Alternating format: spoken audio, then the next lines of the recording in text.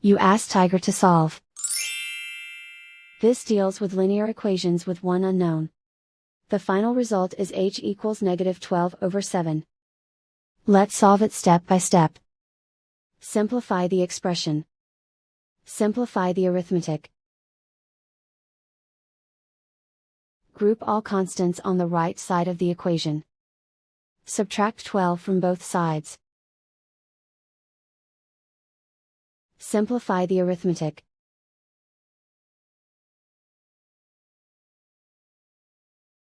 Isolate the h. Divide both sides by 7. Simplify the fraction. And so the final result is h equals -12/7.